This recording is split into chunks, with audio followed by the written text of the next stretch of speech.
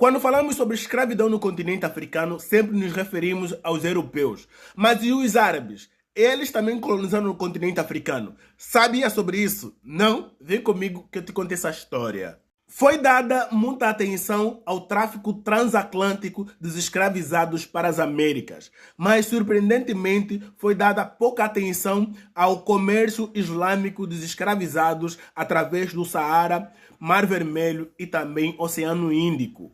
Enquanto o envolvimento europeu com o tráfico de escravos durou pouco mais de 3 séculos, já o envolvimento árabe no tráfico dos escravizados no continente africano durou 14 séculos e em algumas partes do mundo muçulmano existe até nos dias atuais. A taxa de mortalidade entre os escravizados levados para as Américas era cerca de 10%. Já o percentual dos escravizados que morriam durante o trânsito para a Ásia era cerca de 80 a 90%. Muito por conta também do clima, já que durante o trajeto eles passavam por deserto do Saara e era muito quente. Enquanto os escravizados enviados para as Américas trabalhavam duro nas plantações agrícolas, a maioria dos escravizados destinados ao Oriente Médio era para exploração sexual, como concubinas em haréns e também para serviços militares. A maioria dos escravizados masculinos destinados ao Oriente Médio eram castrados e as crianças, em sua maioria nascidas das mulheres, eram mortas ao nascer, enquanto os escravizados nas Américas podiam se casar e ter famílias. Os árabes tinham interesse em escravizar mulheres e crianças em volta dos 7 aos 14 anos, o que causou indignação ao explorador britânico David Livingstone. O número de africanos escravizados no Oriente Médio pode passar a marca dos 180 milhões de africanos durante os 14 séculos. Lembrando que começou provavelmente no ano 650 d.C. e terminou no século XIX. E até 1962, na Arábia Saudita e também no Iêmen, a escravidão ainda era legalizada por lei. E sabemos que várias instituições internacionais ainda documentam que a escravidão continua em vários países muçulmanos. Por exemplo, temos o relato da escritora sudanesa Mendi Nasser, que foi sequestrada e vendida no Sudão quando tinha apenas 12 anos de idade. Ainda foi ontem, em 1930. O jornal Le Matin tem como primeira página uma reportagem do grande escritor Joseph Kessel. Nos confins da África Negra, Kessel investigou uma prática que se pensava ser de outra época: o tráfico de escravos em África. À sua vista, havia caravanas de homens, de mulheres e de crianças, exaustos e acorrentados.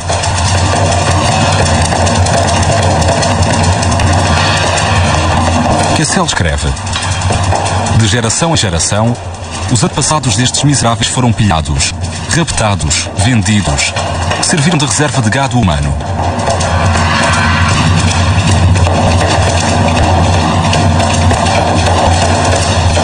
Kessel falou com alguns escravos. Uma contou-lhe: já não me lembro de onde sou. Há muito tempo, perto de uma grande floresta, uma aldeia ardeu. Fui raptada por homens. Tive muitas dificuldades a andar para longe com eles. Tive muitos donos e muitas crianças. Já não me lembro. Os donos venderam-me e tiraram-me as crianças. Os guardas são árabes. O destino final do seu gado humano é a Arábia Saudita e o Iêmen. Na época, os relatos de Kessel fascinam a Europa. Mas a história esquece-se rapidamente. 75 anos mais tarde, apenas a vida de um ser humano. A Unesco, Organização da ONU para a Cultura e a História. A porta-voz da memória universal. A Unesco organiza todos os anos a comemoração do Dia Internacional da Abolição da Escravatura. Mas no discurso dos oradores, o tráfico descrito por Kessel, o tráfico de escravos em África para o mundo árabe, é esquecido. Je voudrais, au nom de l'UNESCO, vous remercier pour célébrer une des plus grandes tragédies de l'humanité, la traite négrière et l'esclavage.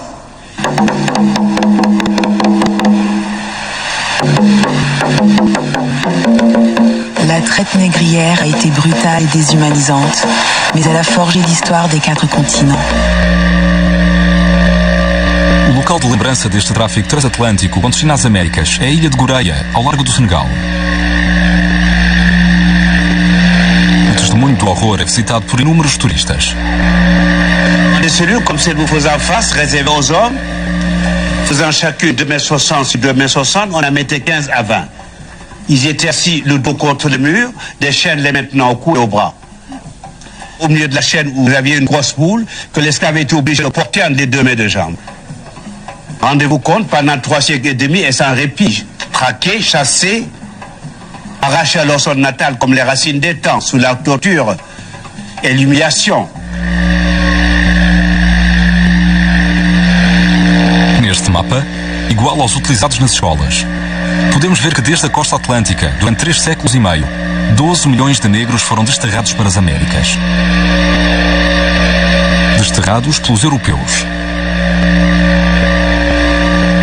Um tráfico desumano, em condições bárbaras, baseado no racismo absoluto, onde os negros eram considerados como inferiores.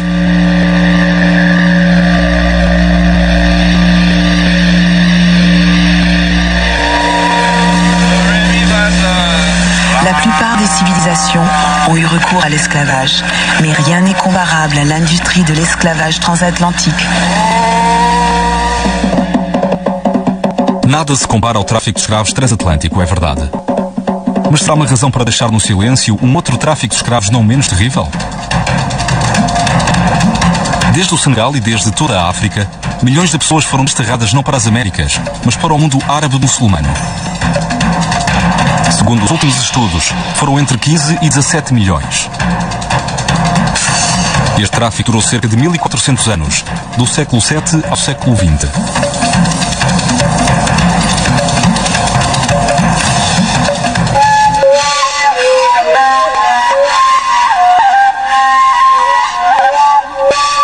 Um tráfico que ficou, no entanto, reduzido a alguns pontos no mapa da Unesco.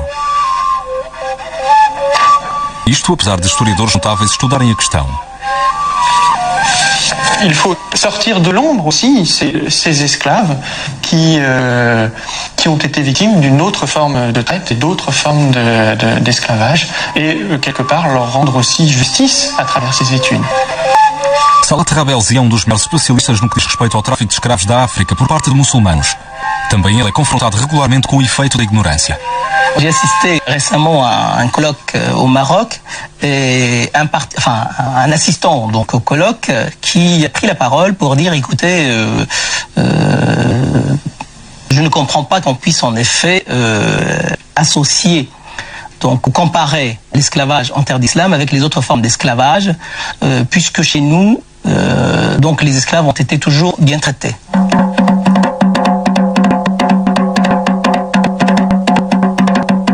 Por que é que o mundo, a Europa, os árabes, quiseram esquecer esta parte da história?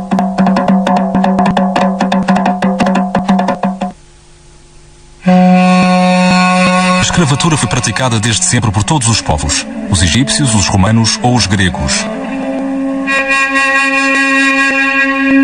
No entanto, ao mesmo tempo que no Ocidente o cristianismo acaba com essa prática, no mundo árabe essa tradição continua.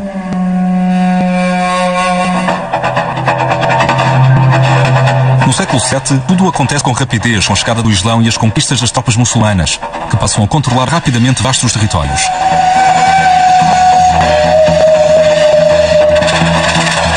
On sait que justement dès le début de l'islam, la crise ou la pénurie de main-d'œuvre était criante et que là aussi la conquête donc avait aussi comme motif, parmi les motifs de la conquête, il y avait aussi ce besoin de capturer des hommes et d'en faire des esclaves, d'en faire justement une main-d'œuvre donc susceptible d'être engagée dans les différents chantiers donc qui allaient être mis en place. A partir do século VII, no mundo muçulmano, os escravos estão rapidamente omnipresentes. O seu lugar é até mais importante do que aquilo que se pensou durante muito tempo. longe dos clichês acerca das cortesãs ou dos servos dos sultões. La recherche aujourd'hui montre que les effectifs d'esclaves étaient plus importants et qu'ils existaient non seulement dans les demeures bourgeoises, mais qu'ils existaient aussi dans les campagnes, et qu'ils étaient employés non seulement en tant que travailleurs domestiques, mais aussi en tant que travailleurs productifs, sans parler de l'armée, etc. Il y a parallèlement à cela une réalité terrible qui est celle des esclaves qui travaillaient dans les mines, des esclaves qui travaillaient dans les chantiers hydrauliques, des esclaves qui travaillaient dans les mines de sel.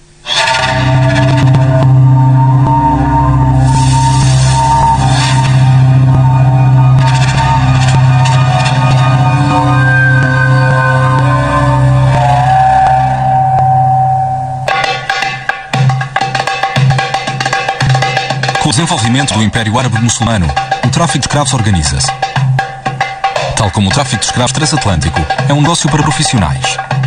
Um grupo de poderosos administram o comércio, como o do Cairo. Desde a Idade Média até o século XIX, existe até um sindicato de negreiros que negociam encomendas públicas com o governo.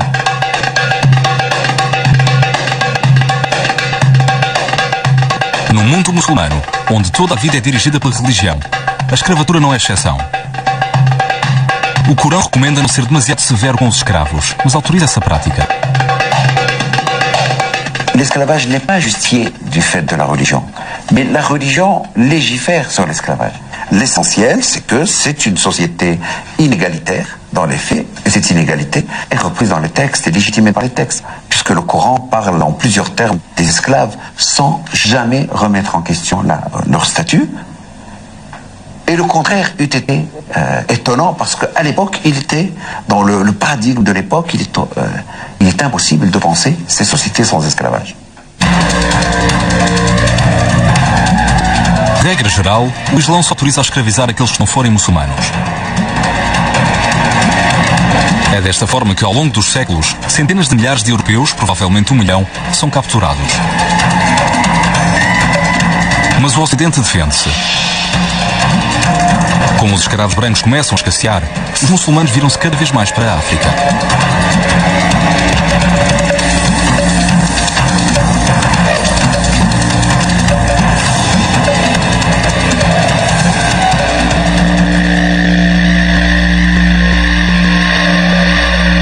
Em África, muitos negros são muçulmanos. Contudo, como vimos, o Islão proíbe escravizar outros muçulmanos. Essa contradição vai ser facilmente contornada. À medida que o continente africano passa a ser a principal reserva de escravos, começa a desenvolver-se um racismo que justifica a escravatura. De certa forma, tal como na escravatura transatlântica. Il faut dire que bien avant que les chercheurs européens de l'anthropologie physique n'élaborent au XIXe siècle les théories raciales et fantaisistes que l'on sait, dans le monde arabe, on avait déjà figé dans le temps et de manière presque irréversible l'infériorité de l'homme nègre. Et cela par des érudits qui étaient respectés et très écoutés comme Ibn Khaldun. Ibn Khaldun, grande erudita do século XIV, que no entanto escreveu: os únicos povos a aceitar a escravatura são os negros, devido a um estado de humanidade inferior, e o seu lugar sendo mais perto do animal. Il est sûr qu'il y a, et là justement j'ai montré qu'il y a beaucoup de qualificatifs, beaucoup disons toute une vision du noir, de l'esclave, comme un être inférieur, etc. Il y a plusieurs termes en arabe. Pour dire esclave, on dit abd. On va dire ghulam, zinji, on va dire aswad. Alors, ce qui est intéressant, c'est que le terme de aswad veut dire noir. Hein? Zinji va également s'appliquer aux noirs issus de la région, donc de l'Afrique orientale. Donc, on va progressivement assister à ce que la connotation régionale ou ethnique devienne l'équivalent d'esclave. Hein? Et encore aujourd'hui, dans les sociétés maghrébines, à titre d'exemple, dans le sud de la Tunisie, plutôt que de dire noir, on dit un esclave, on dit abd. Em nome dessas teorias, a África sofre 14 séculos de perseguição aos escravos. Ataques levados a cabo por soldados, no contexto de guerras ou por grupos armados às ordens de mercadores. Ces attaques, bien sûr, sont d'une violence inouïe. C'est le feu qui est mis dans les cases. C'est des attaques frontales, bien sûr, contre des populations démunies de défense. Et bien sûr, par la suite, bien sûr, c'est un arrachement donc de ces personnes à leur famille, à leur pays. Para capturar escravo, os atacantes matam em média 2 ou 3 pessoas. E nas aldeias existe uma mercadoria muito procurada.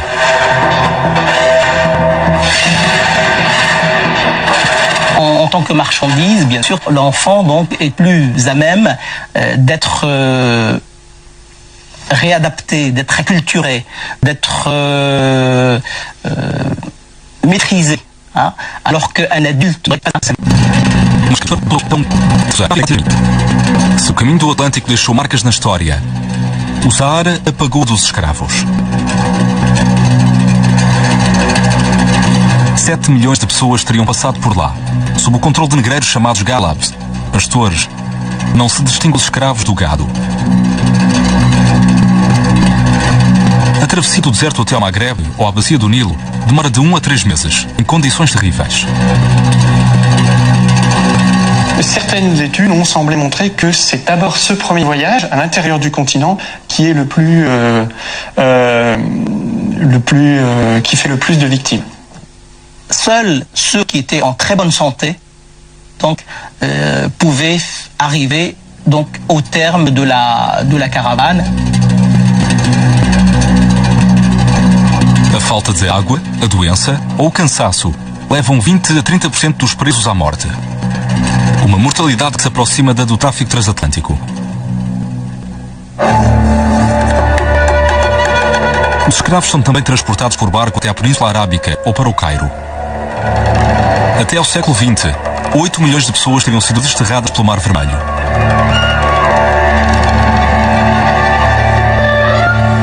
São amontoadas em barcos, em condições que mais uma vez não têm nada a invejar aos navios negreiros europeus.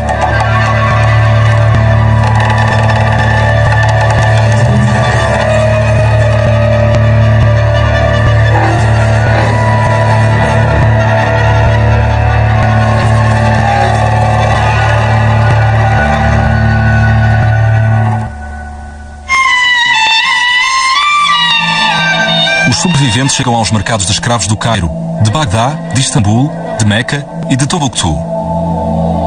Aí, parte dos escravos vai ser submetida a uma terrível operação: a castração.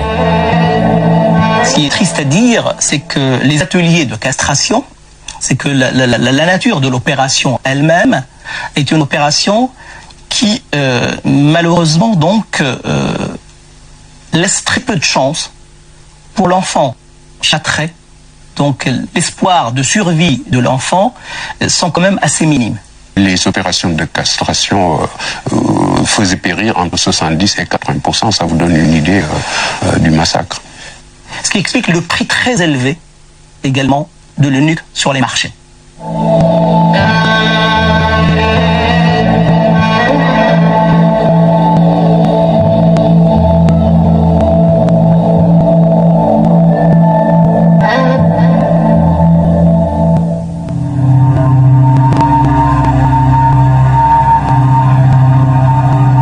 Apesar de sua crueldade, o tráfico oriental durou até ao início do século XX, sem ser posto em causa.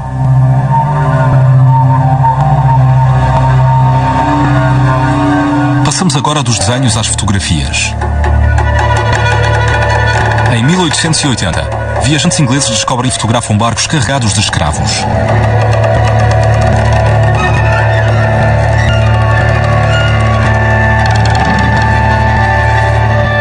Os barcos vêm da ilha de Zanzibar, ao largo da atual Tanzânia. Desde o século XVIII, este mercado árabe tornou-se um ponto de encontro do comércio. Zanzibar é uma outra goreia. Uma goreia da qual se fala pouco e que é raramente visitada. Cada ano, cerca de 15 mil escravos foram depositados aqui, em condições atrozes, antes de ser exterrados para a Arábia ou até para o Brasil.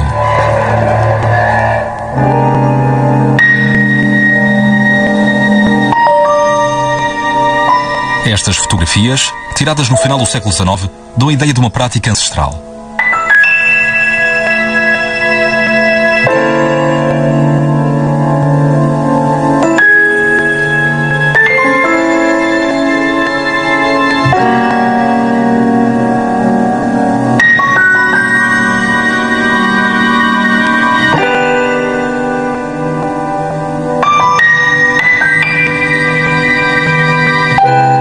Um clichê também excepcional mostra os escravos a trabalhar numa plantação de cravo da Índia.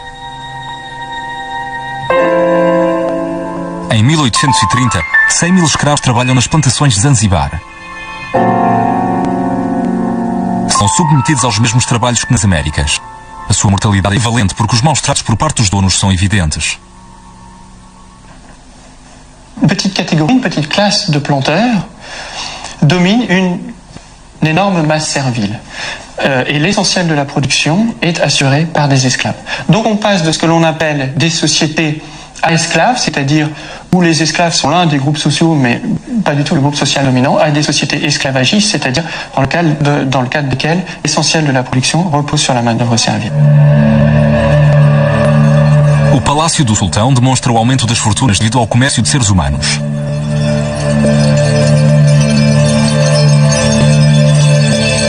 Mais uma vez, é impossível não comparar o tráfico oriental com o tráfico europeu, assim como os seus riquíssimos mercadores de escravos.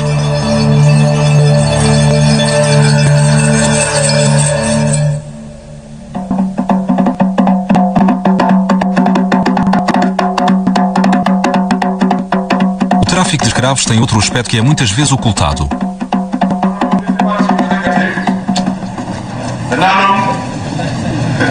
Em 2004, no Ghana, o lançamento do Ano Internacional da Lembrança do Tráfico de Escravos. Após o discurso, uma peça de teatro mostra uma certa visão da escravatura.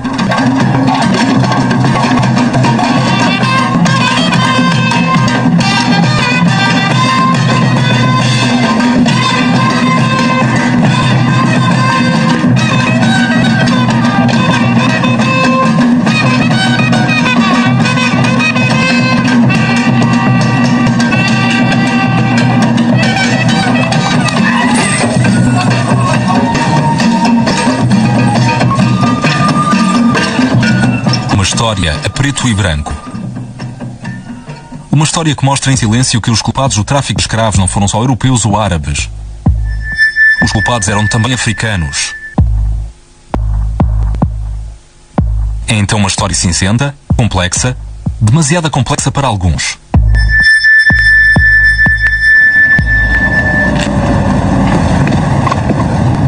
Ibrahim Atioub, um historiador de renome mundial, é um dos raros africanos a trabalhar acerca da dimensão africana da escravatura.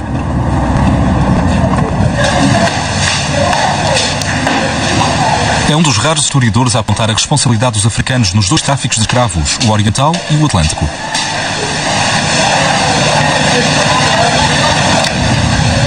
Est-ce à dire que les esclaves tombés du ciel, il a bien fallu les produire? Il n'y a aucune puissance qui a les ressources ni politiques, ni économiques, ni technologiques pour venir sur les côtes africaines, pénétrer à l'intérieur du continent et qui arrive, qui ramasse les gens dans les villages et les amène pour les exporter.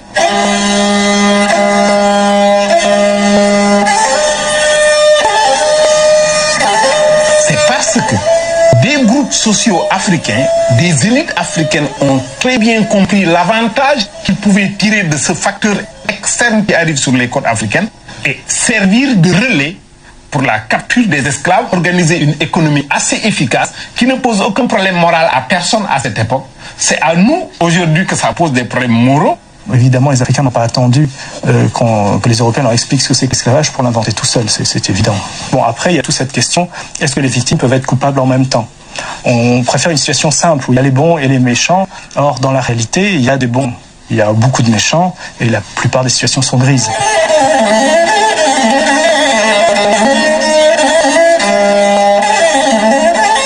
Durante séculos, os mercadores, os chefes de guerra africanos, capturam escravos no interior do continente e vendem-nos aos árabes e aos europeus.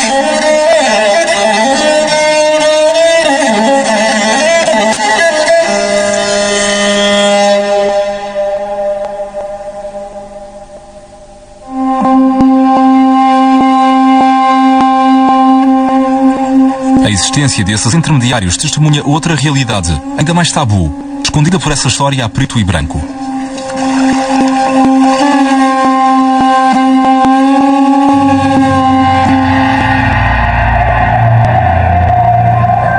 Esse segredo bem guardado é que o tráfico de escravos era uma prática comum no seio das sociedades africanas, muito antes da chegada dos ocidentais e dos árabes, e muito depois da sua partida. Milhões de africanos foram levados à escravatura por outros africanos. Foram 14 milhões, segundo o historiador inglês Patrick Manning. Ao longo dos séculos, a escravatura está por todo o lado, nos campos, entre as concubinas, nos exércitos. Qualquer um, a qualquer momento, pode tornar-se escravo.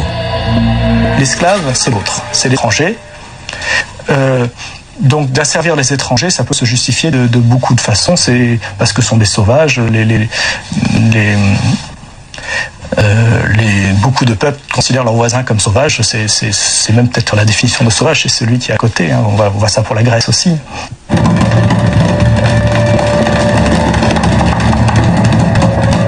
Esses escravos são geralmente capturados durante as intermináveis guerras entre as nações africanas. Na Idade Média, os impérios do Ghana e do Mali, por exemplo, capturam até dezenas de milhares de escravos. Ce qui est le plus spectaculaire, c'est les razzias militaires. Une armée en campagne qui va attraper... souvent, c'est que les femmes et les enfants. On tue les hommes et parfois on capture aussi les hommes, ça dépend des sociétés. Une des grandes sources, c'est le kidnapping aussi. Le kidnapping, ça veut dire que du coup, une insécurité, on n'attrape pas les gens qu'en période de guerre. C'est à n'importe quel moment, votre femme, votre fils, votre fille peuvent se promener, se faire kidnapper. Surtout les enfants, évidemment, c'est plus facile à attraper. Et on a une multitude de récits de gens, d'une ambassade qui se promènent, qui voient un berger, hop, on l'attrape et on va le vendre quelques distances de là.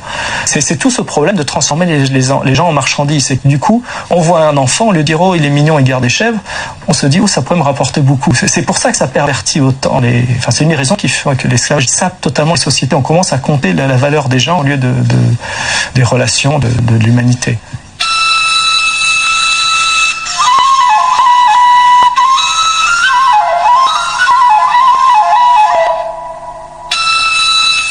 Por vezes, os chefes das aldeias vendem crianças e adultos para pagar as suas dívidas. Então, ao longo dos séculos, as caravanas percorrem a África. Um tráfico escondido, longe da vista e da memória.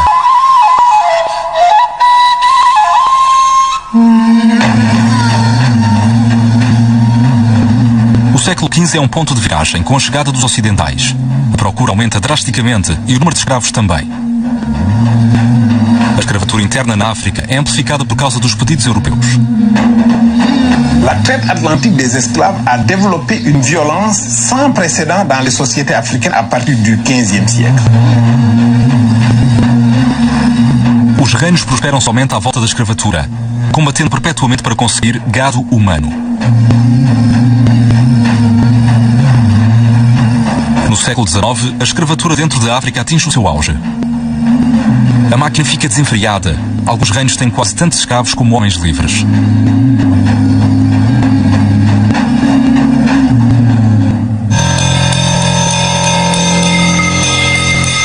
Os ocidentais, os muçulmanos, os africanos, toda a gente participou no tráfico de escravos em África.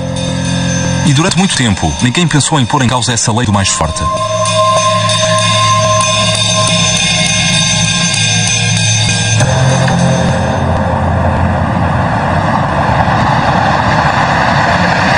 E depois é do Ocidente que veio o ponto final dessa prática bárbara. A Europa conhece a formidável época do Iluminismo, que defende dignidade igual para todos os homens. No século XIX, essa época culmina com a abolição da escravatura de origem europeia. Dessa forma, nas Antilhas, os escravos conseguem a liberdade.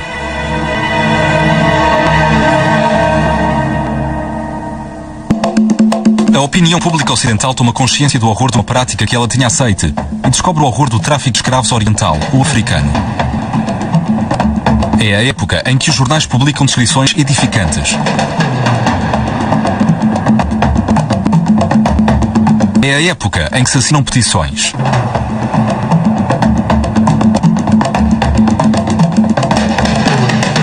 época em que a luta contra a escravatura é um argumento que justifica a colonização.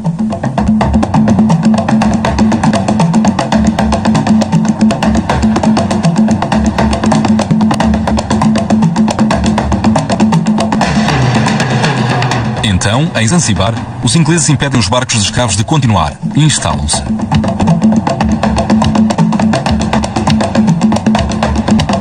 No Maghreb, ou no oeste africano, os franceses libertam os escravos e instalam-se.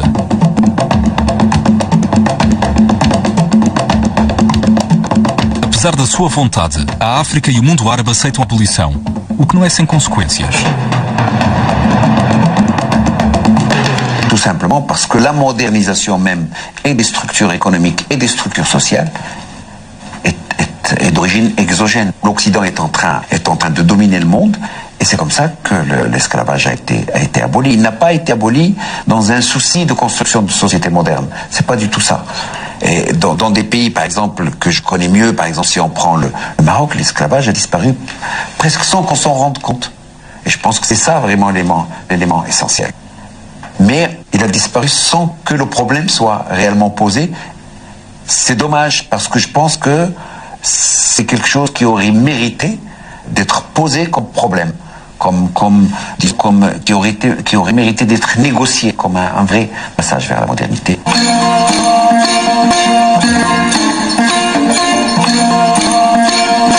A África Negra, que conhece uma transição difícil para a independência, continua também com o subentendido. Ela escolhe esquecer a escravatura que outros aboliram no seu lugar. Cela peut poser problème à une mémoire africaine qui n'a pas été politiquement à l'origine de l'abolition. Et la construction de l'unité qui était nécessaire à la lutte anticoloniale ne pouvait pas se faire en se focalisant sur les contradictions internes aux sociétés africaines, mais plutôt en les percevant globalement face à l'Occident qui posait problème.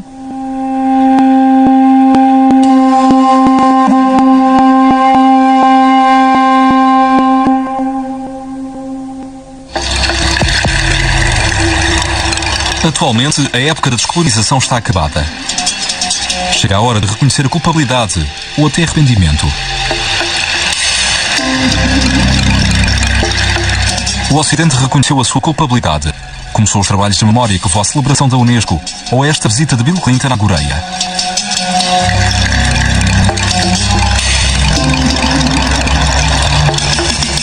Now is the time to complete the circle of history.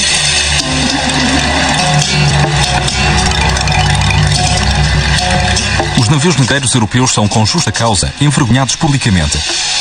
Os outros não, os negreiros árabes ou dos reis africanos. Por que é que a Unesco, encarregue de falar de memória universal, tem tanta dificuldade a esclarecer todos os tráficos de escravos? Ali Moussa está encarregue do programa acerca da escravatura. Ele está na origem de um trabalho exemplar e leva constantemente os Estados-membros da organização a interessarem-se ao tráfico africano e árabe. Mas com dificuldades. Il y a des réticences dans les sociétés et au niveau des pays. Je crois qu'il serait malhonnête de ne pas le reconnaître. Parce que c'est une question douloureuse, parce que c'est une question qui soulève tellement de choses émotionnelles et affectives. Ce qui est sûr, il y a des résistances au niveau des États, des décideurs politiques, au niveau de la société, des sociétés civiles. Parce que comme je vous dis, c'est une question très délicate. Et c'est normal, d'une certaine manière, qu'il y ait des résistances. Parce que certains peuvent se dire, ouvrir la boîte de Pandore de cette mémoire, mais ça remet en cause tout. Ça peut susciter des... même je dirais, mais aussi des sentiments de culpabilisation. Culpabilidade é a palavra que assusta. Será que os representantes dos Estados Árabes da Unesco estão dispostos a admitir a sua responsabilidade no tráfico de escravos? E até arrependerem-se? Quand on parle avec les Africains, ils ne viennent pas tous les jours pour nous dire « Ah, ouais, l'esclavage... Mais comme je dis, dans l'intérêt de tout le monde, en le condamnant, bien sûr. Et c'est une question qui a été, dans un certain contexte, très limitée dans le monde arabe. Et ce n'était pas une question généralisée dans le monde arabe ou dans tous les États arabes. Parce que moi j'y crois qu'il y a beaucoup qui veulent créer des histoires des tierces parties parfois, ou des gens qui sont anti-arabes ou anti-africains, créer des problèmes en généralisant à travers le temps et l'espace de certaines formes de relations qui avaient existé dans... C'est comme dire, je ne peux pas traiter avec l'Occident parce qu'il y a eu les croisades. Maintenant, quand on pense, par exemple, ce n'est pas pour éviter cette question, je la condamne directement. J'aimerais bien voir un travail de mémoire beaucoup plus courageux de la part de certains pays européens concernant le colonialisme et la déstructuration de certaines sociétés africaines. Il y a par certains intellectuels, mais officiellement, j'aimerais bien aussi le voir, vous voyez.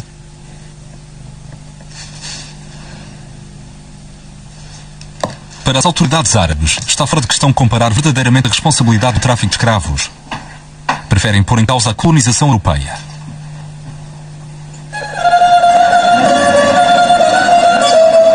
Nas próprias elites africanas, em que muitas são muçulmanas, uma solidariedade para com o mundo árabe é mais forte do que a exigência de um trabalho de memória.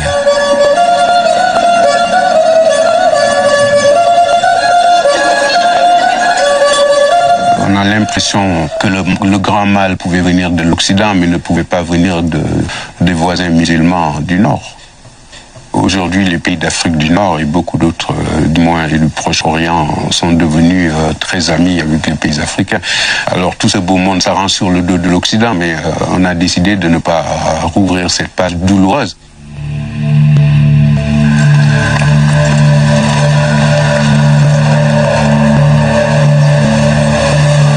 Existem, no entanto, historiadores ou intelectuais corajosos que decidiram olhar de frente para a história, por vezes contra a sua própria sociedade. O professor Tioub é um desses. Um acontecimento marcou-o, uma conferência em 2001, durante a qual ele teve a coragem de sair dos discursos convencionais e de falar de todos os tráficos de escravos. Quelle a été la réaction de l'auditoire? Dans l'auditoire, il y avait des Européens, il y avait des Africains. J'ai fait exprès de ne pas dire des Blancs et des Noirs. J'aurais pu le dire. Pour moi, les problèmes que je posais étaient des problèmes inodores, incolores et sans saveur, que c'était des banalités et que personne ne s'occuperait de ma communication. La réaction de la salle, en tout cas du côté des Africains, a été d'une violence à laquelle je ne m'attendais pas du tout. Je ne savais pas que c'était aussi chaud et aussi violent le sujet que j'abordais. C'était d'une sensibilité, d'une telle sensibilité. Franchement, je n'en étais pas conscient. Mais j'ai senti que dans la salle, il y en a qui se sont levés pour dire que ce que vous racontez, c'est des histoires, vous allez trop vite. Mais je n'ai entendu aucune critique réelle de ma communication, une critique scientifique. Mais ce qui me l'explique, c'est ceci. C'est que quand j'ai terminé mon exposé à Bamako, qu'il y a eu cette réaction violente mais peu scientifique, mais plutôt réaction épidermique à ma communication, quand je suis sorti de la salle, des Africains sont venus me voir. Ils n'étaient pas très nombreux, mais quand même c'est assez représentatif de quelque chose pour me dire, vous savez, ce que vous dites là, c'est vrai, vous avez raison, qu'on doit explorer cet aspect des choses, mais il ne faut pas le dire devant les Blancs. Et les Européens sont venus me voir, en aparté toujours, pour me dire, félicitations monsieur, je pense exactement la même chose que vous, vous êtes très courageux de le dire, mais je n'ose pas le dire parce qu'on va m'accuser de raciste. Après avoir écouté ces deux positions que je comprends très bien, je me suis dit, mais où sont les historiens? Il est grand temps de prendre le taureau par les cornes. Ibrahima Tioub conta sem dúvida uma história demasiado complexa para uma época que precisa de verdades simples.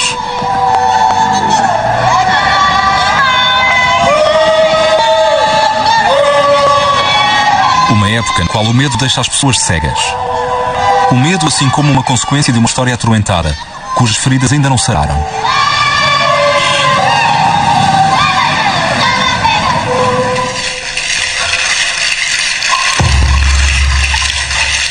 Também no Ocidente, a verdadeira história do tráfico de escravos é ignorada.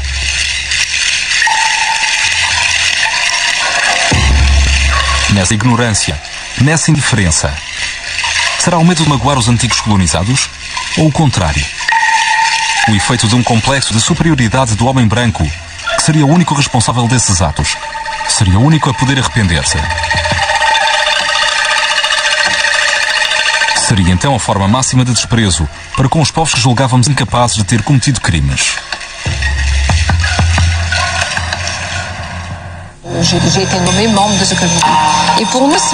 Desde há alguns anos, a historiadora Françoise Vergès tenta ir contra a ignorância. Ela vai às escolas para falar do tráfico de escravos perante um público atento.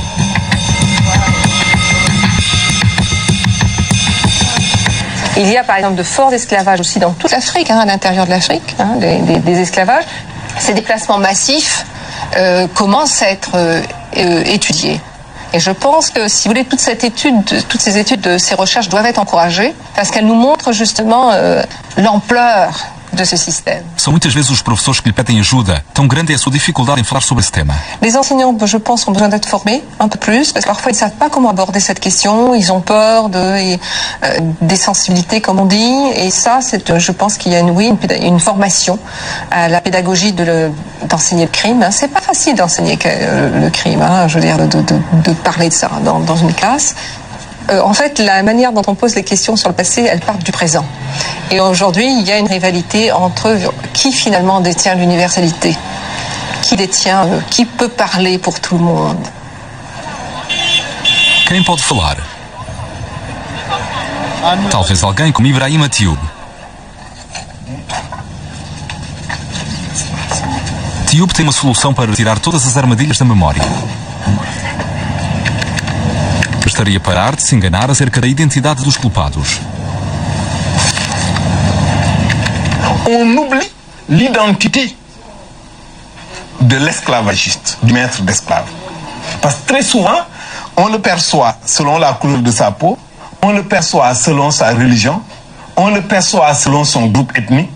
On dira que les négriers, c'était soit des blancs, soit des chrétiens, soit des européens, ou bien les esclavagistes venaient de tel espace africain pour aller chasser des esclaves dans tel autre espace.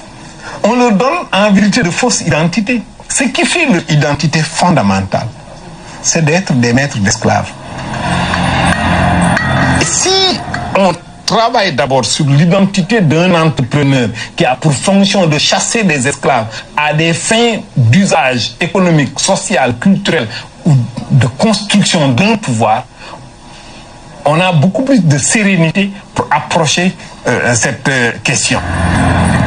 Fazer história, parar com a leitura ideológica, geopolítica e dissolver os factos.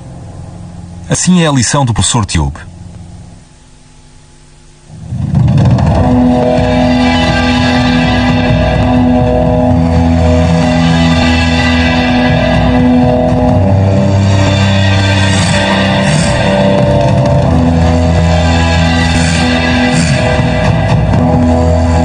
Em 1939, Saint-Exupéry descreve no seu livro A Terra dos Homens uma cena na qual ele assiste uma breve estadia em Marrocos. Por vezes o escravo negro, de joelhos perto da porta, prova o vento da noite. Nesse corpo, pesado pela captura, as lembranças não vêm mais. Quando será demasiado velho para merecer a sua comida ou as suas roupas, dar-lhe uma liberdade excessiva. Durante 3 dias, irá de tenda em tenda em vão. Cada dia mais fraco. E perto do 3º dia, sempre com calma, deitar-se-á na areia. Vi alguns morrerem assim, nus. Os mouros viviam de perto com a sua agonia, mas sem crueldade. E os filhos dos mouros brincavam perto da miséria sombria. E a cada amanhecer, corriam para ver se ela ainda mexia, mas sem rir do velho cervo. Ele misturava-se aos poucos com a terra, seco pelo sol e recebido pela terra.